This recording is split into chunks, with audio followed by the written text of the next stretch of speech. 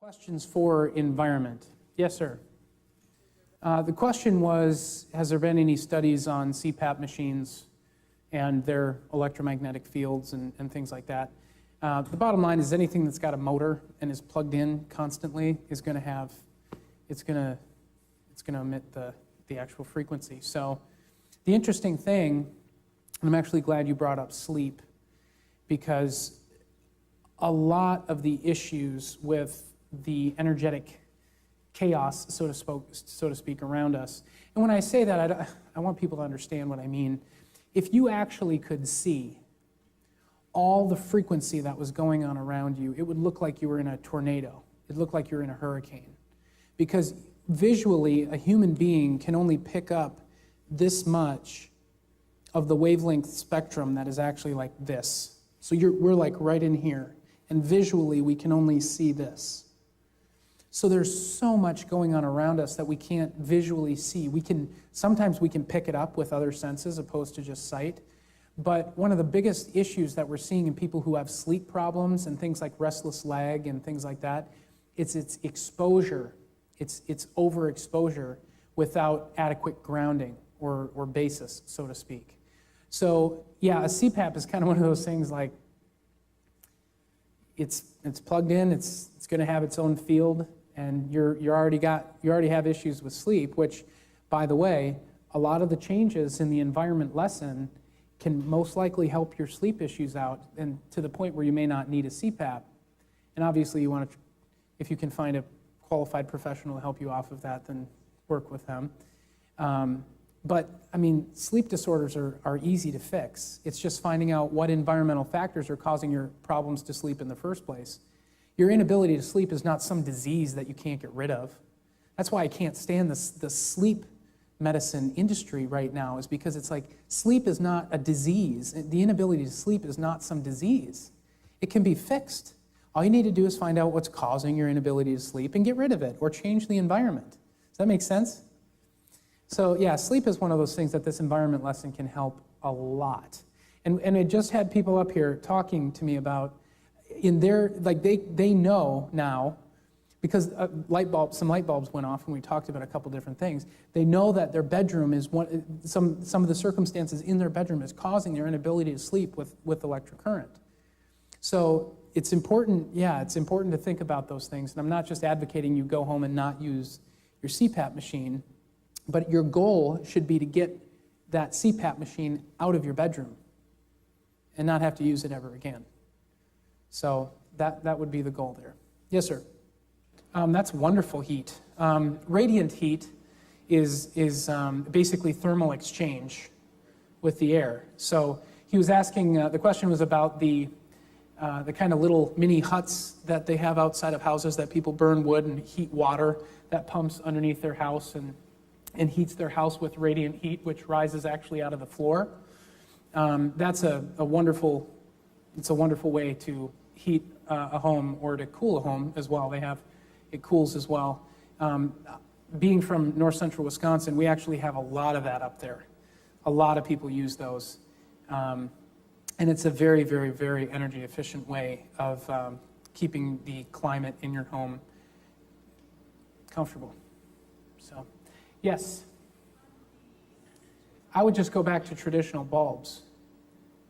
The question was about someone who has changed out all their bulbs to the Energy Saver bulbs, and then now has started to experience the effects of it, as far as you can smell them sometimes, and sometimes you get headaches, and they give you issues in the home.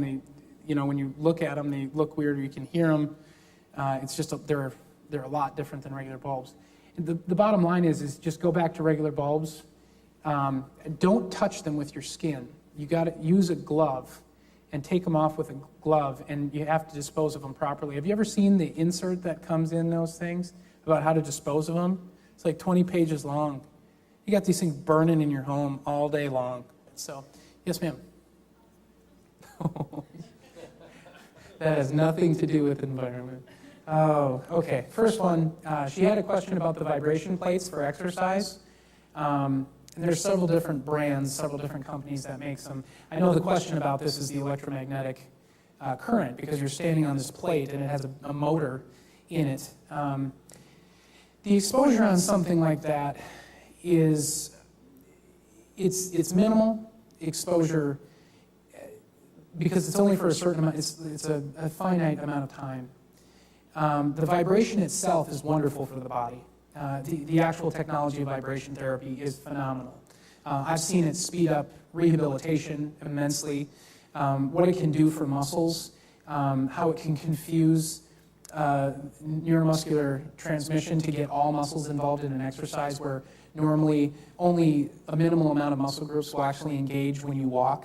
Your body's become very efficient at walking, so it only turns on just the muscles it needs to. However, when you're walking on a surface that's like this, you incorporate a lot more muscles. It actually helps to light up the brain, okay? So I really like vibration plates for exercise.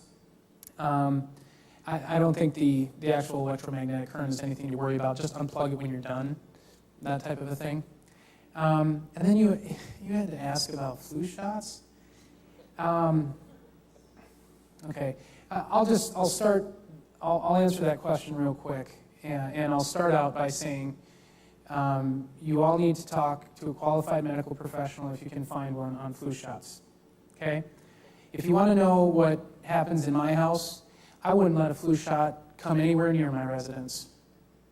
Nowhere close to it.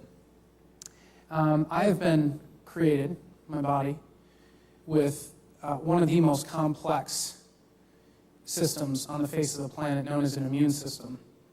And this immune system works perfectly when it's supported. And it interacts with the environment to take in colds, viruses, bacteria, those types of things, and actually to learn them, and then to be able to deal with them in adequate time and in adequate fashion. One of the big issues with vaccines is you're shooting it straight into a muscle. How many people think a virus or bacteria ever shoots straight into your muscle? It completely goes around the natural innate immunity of the body. Because normally a virus or bacteria enters somewhere where there's a mucosal lining. And your body uses that mucosal lining to take the bacteria or the virus and to learn it and to then be able to have a response to it. Now, if you are run down and you're not eating well and you're stressed out, you then become a susceptible host. Just so you know, all of you have the flu virus right now. You just have strong enough immunity so it's not taking hold. If you become a susceptible host and your immunity is down and the cells are allowed to proliferate, you will have symptoms of mucus. Why do you think that is? Is your body trying to get rid of it? Is that why your nose is all stuffed up and why you're coughing? Yes, that's why. Because your immunity is working exactly how it's supposed to. Do you know why your temperature goes up? Your body's baking it out. And there are all kinds of natural ways that you can help support your body through that process instead of taking some cold and flu something or other that actually gets in the way of that process so you can sleep better.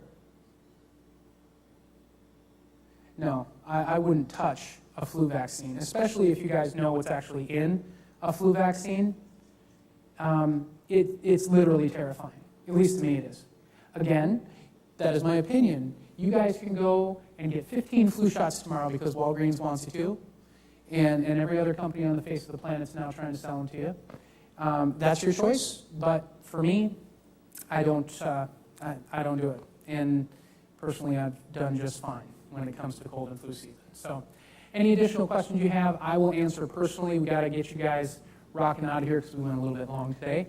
But again, thank you very much for your time, and we will see you at the next class.